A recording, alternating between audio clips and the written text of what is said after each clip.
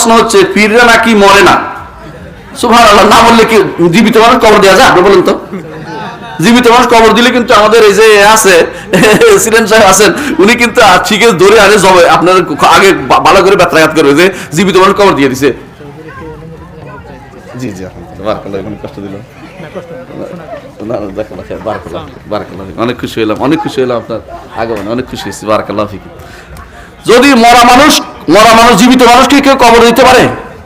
হ্যাঁ, ওরা একটা সালাকি করে করছে কি জানেন, কয় যে মরে নাই তো এন্তেকাল হয়েছে।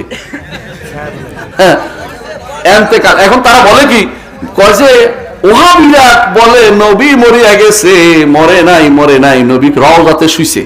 ওরা বলে মরে নাই, ওরা শুয়ে আছে। হ্যাঁ, আচ্ছা বলেন তো, যদি নাই মরে থাকে মুহাম্মদ রাসূলুল্লাহ সাল্লাল্লাহু আলাইহি ওয়াসাল্লাম, তাহলে আবু বকর রাদিয়াল্লাহু আনহু সুমু দিয়ে কেন বললেন যে আল্লাহ তাআলা আপনাকে দুটো মৃত্যু দিবেন না? আল্লাহ আপনার মৃত্যু অবশ্যই দিয়ে দিয়েছেন। কোরআনে আল্লাহ বলে দিয়েছেন, কি বলেছেন? ওমা মুহাম্মাদুন ইল্লা রাসূলুন আফাই মাতা। রাসূল মরছেন কিনা? আমি পরে আসতেছি আপনার প্রশ্ন উত্তর।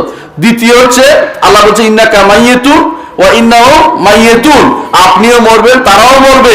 মরার কথা ঠিক কিনা? কুল্লু নাফসিন যায়কাতুল মউত, সত্য কিনা? তো রাসূল যদি না মরে থাকে, রাসূল মরে নাই, মরছেন নাকি? কবর দেওয়া যায় আছে জীবিত মানুষকে? অবশ্যই মারা গেছেন, ঠিক কিনা? এবং সবাই স্বীকার করে যে কবরের নিচে আছে তিনি।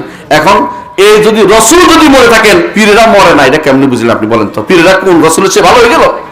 এরা তো তৈলে তো রাসূলের চেয়ে মানে তাদের পীরকে বেশি সম্মান দিচ্ছে রাসূলের চেয়ে, ঠিক কিনা? এটা তো হতে পারে না, এটা তো হতে পারে না।